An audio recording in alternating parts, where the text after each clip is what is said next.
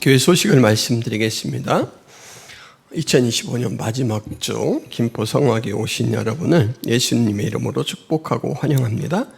올해 표 힘써 하나님을 알자 52주 동안 달려오셨는데 남은 3일 동안 한번 우리의 삶이 어땠나, 내 신앙은 하나님을 알아가는 데 있어서 어떤 변화가 있었나 묵상해 보시기를 바랍니다. 그리고 하나님을 알아가는 일은 평생 힘쓸 일이니까 앞에 내세우지 않더라도 계속해서 힘써 주시기를 바랍니다. 오후에 성경 공부가 있습니다. 65가 세상을 사랑한 사람 대마에 대해서 배웁니다. 중보기도가 필요한 분들은 교육자에게 기도 제목을 알려주시기 바랍니다. 그리고 연말 기부금 영수증이 필요하신 분은 미리 말씀해 주시기를 바랍니다. 31일 수요일에는 송구영신 예배가 있습니다. 그리고 송구영신 예배 관계로 수요 예배는 쉽니다. 금요 기도회는 명절 연휴 관계로 쉽니다. 후원하는 선교사님 김경미 목향이 선교사님 위해서 기도해 주시기를 바랍니다.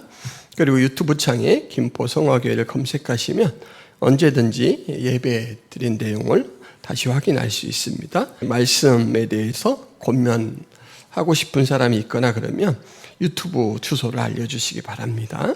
이상입니다. 그때 요한의 제자들이 예수께 나와 이르되 우리와 바리새인들은 금식하는데 어찌하여 당신의 제자들은 금식하지 아니하나이까? 예수께서 그들에게 이르시되 혼인집 손님들이 신랑과 함께 있을 동안 슬퍼할 수 있느냐? 그러나 신랑을 빼앗길 날이 이르리니 그때는 금식할 것이니라. 생배 조각을 낡은 옷에 붙이는 자가 없나니 이는 기운 것이 그 옷을 당기어 헤어짐이 더하게 됨이요 새 포도주를 낡은 가죽 부대에 넣지 아니하나니 그렇게 하면 부대가 터져 포도주도 쏟아지고 부대도 버리게 됨이라. 새 포도주는 새 부대에 넣어야 둘이 다 보존되느니라. 아멘. 명절에 온 가족이 시골에 모였는데 마침 구운 오징어를 간식으로 내왔습니다. 그런데 이 어린 조카가 좋아하는 간식인 것 같아요. 다른 방에서 놀고 있다가 냄새를 맡고는 쪼르르 달려와서 아빠 옆에 야무지게 쌀싹 붙어 앉습니다. 이제 오징어를 북북 찢어서 접시에 올려놓는 동안에 조카는 입맛을 다시며 기대에 찬 눈빛을 막 발산합니다. 그 모습이 어찌나 앙증맞고 귀여운지 모든 사람의 시선이 온통 아이 쪽으로 쏠립니다. 그 아버지가 되는 큰형이 오징어 조각 하나를 들어 이제 젓갈색 속살이 드러나도록 껍질을 이렇게 잘 벗겼습니다. 작업이 끝난 손 하나는 형의 입으로, 그리고 나머지 손 하나는 조카의 손으로 갑니다. 그런데 가만히 보니까 형의 이 입으로 들어가는 그 손에 속살이 쥐어져 있고 아이 쪽으로 향한 이 손에는 껍질이 있는 것입니다. 그래서 저희들이 하고 이제 깜짝 놀랐죠. 말릴 사이도 없이 형도 입에 넣고 오물오물, 그리고 조카도 오물오물하기 시작하는 거예요. 여러분 좀 뭔가 잘못됐지 않습니까? 그래서 이제 저희는 수습할 행동들이 이렇게 좀 분주하게 이루어지겠구나. 야, 미안해. 아빠가 잘못 줬네? 하고 이렇게 바꿔줘야 되잖아요. 그런데 그런 일이 없고 그냥 자연스럽게 평온하게 서로 오물오물 먹는 거예요. 한동안 의아하게 생각하며 기다리고 있다가 도저히 이제 궁금해서 물었습니다. 형님, 그 오징어 아이 주려고 손질한 거 아닙니까? 그때 형님이 아무렇지도 않은 듯 얘는 아직 이가 덜 나서 껍질만 먹어. 이가 덜 나서 껍질만 먹는 거예요. 오징어를 줄 수 없는 거예요. 근데 보통 우리는 약한 사람에게 좋은 것을 주고 또 이렇게 돌볼 사람에게 좋은 상품을 주는 거, 이게 이제 의식화되어 있잖아요. 그래서 자연스럽게 오징어 속살은 아이에게 주고 아빠가 껍질을 먹든지 껍질에 이제 버리든지 할 거라고만 생각을 해서 우리가 익히 알고 있던 그 모습이 나오지 않으니까 상당히 당황을 했던 것입니다. 저만 당황한 게 아닌 것 같습니다. 다른 가족들도 형님의 대답을 듣고는 그때야 참았던 한숨을 휴 내쉬면서 아이고 그러면 그렇지 깜짝 놀랐네 이렇게 이야기를 하는 거예요. 다름, 우리가 살다 보면 많이 이렇게 부딪히는 그러한 모습들입니다. 다름에 대해서 오해하기 쉽죠. 일상생활에서 흔하게 일어나는 이 다름에 대한 오해 사건들이 있습니다. 우리는 나와 다르면, 예전과 다르면 쉽게 불편을 느끼고 의심합니다. 저게 맞은 거야? 그리고 심한 경우에는 틀렸다고 단정하는 경향이 있습니다. 오늘 본문에서도 바로 요한의 제자들이 이런 시각을 가지고 있었습니다. 오늘 말씀 보면 요한의 제자들이 예수님에게 이 비난성 항의를 제기를 하고 있습니다. 14절 말씀에 보면 우리와 바리새인들은 금식하는데 어찌하여 당신의 제자들은 금식하지 아니하나이까? 이거는 그냥 단순히 궁금해서 정보를 묻기 위한 질문이 아니죠. 우리하고 바리새인은 이렇게 같이 묶어서 여기는 되게 옳은 행동을 하는 쪽이에요. 왜냐하면 금식을 착실히 하니까. 근데 예수님에게 근데 당신의 제자들은 왜 그것을 안 합니까? 당연히 해야 되는 것으로 아는데 하지 않고 있으니까 따지듯이 묻습니다. 예수님이 이 대답을 잘 해주시기 위해서, 그 내용을 잘 설명해 주시기 위해서 한 가지 사실을 전달하기 위해 세 개의 비유를 듭니다. 첫 번째 드는 비유는 결혼잔치입니다. 결혼잔치. 두 번째는 옷을 수선하는 문제. 그리고 이제 세 번째로 등장하는 비유는 새로 담은 포도주를 어떻게 관리할까라는 부분입니다. 다 이스라엘의 문화와 익숙합니다. 결혼잔치는 여러분 어떤 행사입니까? 성격이. 결혼잔치에 간다. 그럼 여러분은 어떻게 해야 합니까? 아주 시커먼 옷을 꺼내 입고 막 시커먼 넥타이를 메고 갑니까? 그리고 얼굴은 막 슬픈 기색을 띠고 갑니까? 이러면 큰일 납니다. 이러면 결혼식장에 참여했던 다른 이제 하객들에게 이런 오해를 받을 수 있죠. 야, 저 사람은 뭐야? 이 결혼식에 초치러 온 거야? 이렇게 생각할 수 있죠. 왜냐하면 결혼식은 그 성격이 밝고 축하해주는 그런 이제 잔치죠. 만약 결혼하는 사람과 비슷한 또래의 나이의 사람이 만약에 이렇게 죽상이 되어서 결혼식 자리에 앉아있다라고 생각해 보세요. 혹시 눈물이라도 흘리고 있다고 생각해 보세요. 그러면 이제 정말 심각한 오해로 이어질 수 있습니다. 저 사람 저렇게 서럽게 오는 걸 보니까 혹시 결혼 당사자와 깊은 사연이 있는 거 아니야? 이렇게 오해할 수 있습니다. 그러게 어디가 모르게 좀 찜찜해지는데? 그리고 이제 그 결혼식에 대해서 되게 물음표를 가지고 하객들이 떠날 수도 있죠. 여러분, 사회에는 암묵적 합의라는 게 있습니다. 그중 하나가 상대방을 고려하여 적당하게 처신하는 것도 있죠. 여기서 적당이라는 말은 대충이라는 뜻이 아니고 정도에 알맞게라는 말입니다. 정도에 알맞게. 그래서 결혼식에 가면 그 결혼식은 그 사람에게 일생일대 가장 기쁜 새로운 가정을 꾸리는 일이니까 나에게 좀 걱정거리가 있더라도 내 가정에는 조금 슬픈 일이 있더라도 이곳에서만큼은 이 시간만큼은 축하로 온전히 이제 나의 그러한 부분들을 감추고 행동할 필요가 있죠. 제가 지방에 이제 장례가 나서 성도님들을 모시고 조문을 다녀올 때가 있습니다. 한 막 3시간, 4시간 이렇게 달리게 되면 때로는 피곤한 분들은 주무시기도 하고 이제 그 시간 동안 막 이야기들을 나누면서 재밌게 갑니다. 예전에 있었던 교회의 재밌는 사연들이 이때 다 나옵니다. 그리고 최신 유행하는 유행어를 이곳에서 이제 또 흉내내기도 하고 전달해 주기도 합니다. 때로는 부흥회처럼 막 노래를 부르면서 그렇게 갑니다. 근데 여러분, 톨게이트를 빠져나갈 때쯤 되면 누가 어떤 말을 하지 않아도 다들 옷을 이렇게 잘 정돈하고 그리고 이제 표정도 연습하고 그러면서 엄숙한 경건 모드로 돌아옵니다. 고인이 믿음 생활을 잘하고 소천하셨으면 여러분 이 장례는 사실 슬퍼할 필요가 없습니다. 그렇잖아요. 이 땅에 고생하고 수고한 삶을 마치고 이제는 영원히 그런 일이 없을 천국으로 들어가셨으니까 사실 슬퍼할 일이 아니죠. 그런데도 그 고인을 떠나보낸 유족들에게는 기본값, 슬픔이라는 그 기본값이 있습니다. 그래서 그 기본값에 맞춰서 내용상은 슬프지 않지만 그래도 그분에게 맞춰서 아이고 참 잘 이겨내시기를 바랍니다. 하나님의 위로가 함께하기를 바랍니다. 이렇게 인사를 건네죠. 추후에는 이제 슬퍼하게 되면 아니 왜 그렇게 슬퍼해요? 지금 어머니는 우리 성도님이 계신 곳보다 훨씬 좋은 환경 속에 있습니다. 매 순간 우리가 기쁨으로 예배하는 것처럼 하나님을 만나고 계세요. 이제는 그 사실을 좀 말씀으로 확인하시고 슬픔에서 헤어나올 때가 됐습니다.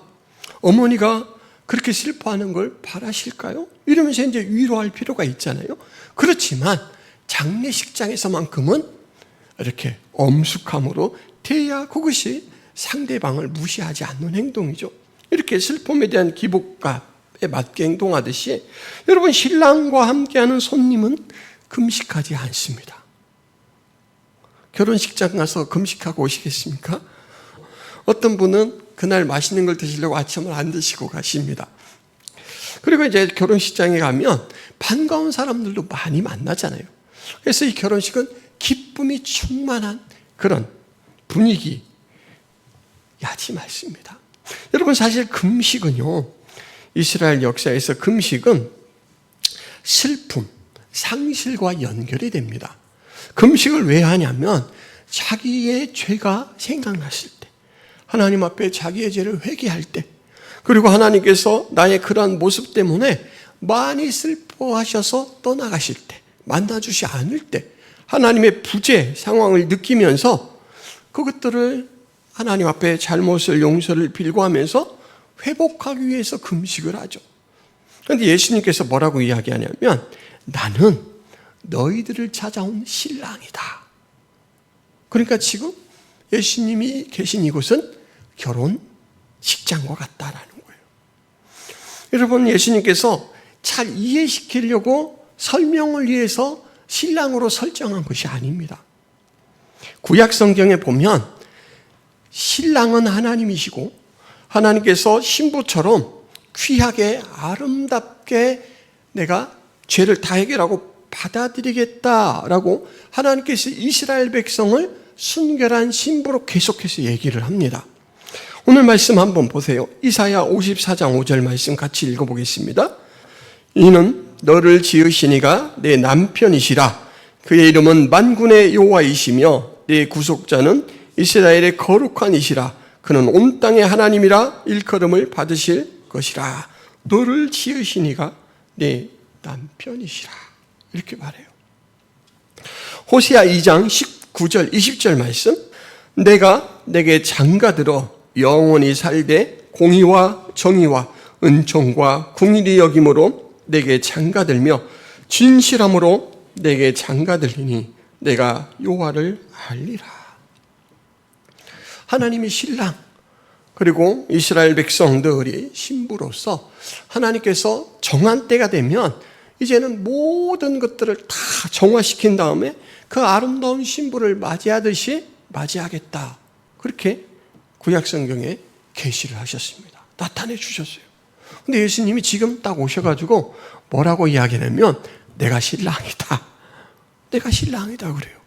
그 이야기는 예수님은 신부를 맞이하려고 이 땅에 출현하신 하나님이다라는 말이에요. 이 세상에 있는 사람이 영접할 수 있는 가장 기쁜 사건이 이 사건이죠. 나를 찾아오신 그 신랑 되신 하나님이 내가 이제는 왔다. 이전 시대와는 다르다. 완전히 다른 시대다.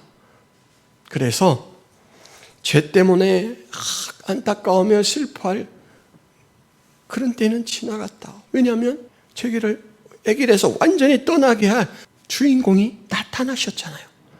이제 예수님에게 죄가 전가돼서 죄는 다 해결됩니다. 하나님과의 관계가 약해졌던 부분이 예수님을 통해서 온전히 회복됩니다. 결혼식과 같은 그런 기쁨이 충만한 시기예요. 그래서 예수님이 이렇게 말하는 거예요. 지금은 금식하며 슬퍼할 때가 아니고 기쁨을 누리고 만끽할 때다. 이것이 맞다라고 이야기를 해주시는 것입니다. 하나님은 항상 하나님 백성이 두 가지 균형 있는 시각을 갖기를 원하십니다. 첫째는 그들이 영광을 잃어버렸을 때 자기 자신에 대한 비참함을 직시하는 시각을 갖기를 원하셔요. 그래서 이를 위해서 절제하고 불편을 감수하고 애통하는 생활을 할 수 있도록 하나님이 여러 제도와 장치들을 마련하셨습니다. 사실 금식도 그런 가운데 하나님이 명령하신 부분이기도 합니다. 다른 또 하나의 시각은 그들이 하나님과의 관계가 바르고 하나님의 은혜로 충족되었을 때 찬란하고 빛난 그 영광을 보는 시각을 갖도록 원하십니다. 이를 위해 구원과 은혜의 역사를 기억하고 재현하도록 이스라엘의 생활을 규정하신 측면들이 있습니다. 예배, 절기, 안식일 준수 등이 그러한 장치들이죠. 지금은 두 번째 시각, 너에게 찾아온 영광이 어떠한 것인가를 확인하고 누리는 시각, 그 시간이다 이렇게 얘기해 주시는 거예요. 구약 성경에서 제시한 내가 내 신부를 맞으러 오겠다라고 했던 그 사건이 역사적으로 성취되는 순간이라고 깨우쳐 주시는 것이고, 이제 자신이 바로 신부를 찾아 맞이하려고 나오신 바로 신랑 되신 하나님이다라는 암시를 보여주는 이 부분입니다. 여러분, 이것을 똑똑히 안다면 정말 슬픔과 회개의 상징인 금식은 접어두고 하나님 앞에 기뻐 뛰며 춤추고 노래해도 표현이 부족할 만큼 기뻐해야 됩니다. 그렇지 않습니까, 여러분? 결혼식 신부라고 생각해 보세요. 우리 남자분들은 잘 이해가 안 되죠. 신부 입장이 안 되니까. 신부는 이날 주인공이잖아요. 주인공. 신랑도 주인공이지만 신부가 더 주인공이잖아요. 그래서 이날 예쁘게 보이려고 오랫동안 단식을 합니다. 다이어트를 하고 막 팩도 바르고 해서 얼굴도 예쁘게 하고 몸매도 예쁘게 만들죠. 그리고 모든 사람들은 오직 신부 한 사람에게 초점을 맞춥니다. 그래서 이날은 가장 아름답고 빛난 사람이 바로 신부입니다. 신부에게는 이날만큼 절정인 때가 없어요. 이날만큼은 돈 걱정도 없습니다. 잔치를 다 베풀어 주잖아요. 그리고 진선미 중에 미의 얼굴을 가졌더라도 진처럼 대접을 받는 날입니다. 네, 자, 예수님께서 신랑으로 오셨어요. 저는 그 앞에 이제 신랑을 맞으러 가는 신부의 모습이라면 여러분 얼마나 기쁠까요? 하나님께서 어떤 대상을 신부로 맞이한다라는 것을 그를 가장 사랑하는 대상으로 여긴다라는 표현이잖아요. 아무나 결혼합니까? 아무하고나? 동정으로 결혼합니까? 절대 그럴 수 없죠. 그 여인을 내 생에 가장 으뜸, 놓치기 싫다, 내 평생을 걸어보고 싶다라는 믿음이 생겨야 신부로 맞이하죠. 그러니까 지금 이스라엘은 그 대접을 받고 있는 거예요. 그 대접을. 비참함이 아니라 신랑으로 말미암아 회복될 신분. 결혼만 해봐요. 신랑이 가지고 있었던 모든 것을 동급으로 누릴 수 있는 권한이 주어집니다. 가장 귀한 것을 주겠다. 나와 함께 평생 영광을 누리자. 라고 초대하는 게 바로 결혼입니다. 그런데 예수님께서 이 말씀을 하시면서 너희와는 다르게 그들에게도 슬픈 날이 있을 것인데, 금식할 날이 있을 것인데 바로 신랑을 빼앗길 날이 올 것이다. 예수님께서 십자가에 죽으시는 사건에 대해서 언급을 하신 겁니다. 그때는 당연히 슬픔 속에 금식을 하겠지만 지금은 아니다. 이렇게 깨우쳐 주시죠. 여러분, 예수님이 제시한 이 세 가지 비유 모두 한 가지 의미를 전달합니다. 뭐냐면 낡은 틀로 담을 수 없는 새로운 시대, 새 질서가 시작되었다라는 것입니다. 옷 수선과 새 포도주의 관리도 이 원리를 분명하게 드러나게 만드는 그런 이제 데 있어서 기여를 하는 사건이죠. 여러분, 오래된 이 옷은 낡아서 힘이 없습니다. 섬유 조직이 탄성도 잃어버리고 힘이 없어요. 그래서 이 낡은 섬유는 새로 막 만든 섬유하고는 성질이 너무 다릅니다. 오래돼서 해진 이제 옷에 새 천을 만약에 이렇게 바늘로 꿰매서 입는다 생각해 보세요. 낡은 이 섬유는 늘어날 대로 늘어나서 더 이상 탄성이 없다고 했잖아요. 새로운 섬유는 탄성이 있어서 막 자꾸 당깁니다. 그러니까 이제 좀 지나면 그 새 섬유가 당기는 힘 때문에 낡은 섬유가 찢어집니다. 그래서 이제 수선을 오히려 안함만 못하게 더 크게 찢어질 수도 있습니다. 그러니까 성질이 다른 두 가지를 붙여놓을 수 없다라는 것처럼 구약의 질서, 구원자를 그림자처럼 그렇게 상징으로만 여기던 그 질서로는 현존하시는 하나님으로 실체로 오신 이 새 질서를 품을 수 없다라는 걸 나타내 줍니다. 그리고 여러분, 새 포도주는 새 부대에 담아야 된다. 이것도 이제 우리가 이 포도주를 안 담아봐서 잘 모를 수 있는, 느낌이 안 올 수 있는 이 비유인데, 포도주는 이렇게 그 술로 이제 담아 놓으면 시간이 갈수록 발효가 됩니다. 발효가 되면 왜 우리가 눈으로 볼 때는 막 거품이 뽀글뽀글 올라오면서 가스도 생기고 이러잖아요. 근데 그 당시에 이 짐승 가죽으로 만든 이 가죽 부대에 술을 보관했었습니다. 이 낡은 부대가 이 발효되는 새 포도주의 변화를 수용할 수가 없습니다. 그래서 이 부대도 어느 정도 시간이 지나면 터져버립니다. 부대는 쓸 수 없게 되고 포도주도 다 길바닥에 쏟아져 가지고 둘 다 버리게 되죠. 새로 담은 포도주는 반드시 새로운 부대에 담아야 됩니다. 그러면 이제 새로운 가죽으로 이렇게 지은 부대는 발효를 충분히 견딜 수 있는 이 질감도 있고 탄성이 있기 때문에 같이 조화롭게 이 포도주가 만나게 익어가죠. 지금 예수님께서 그 이야기를 합니다. 새 비유 모두 낡은 틀로는 새로운 내용을 담을 수 없다라는 것이죠.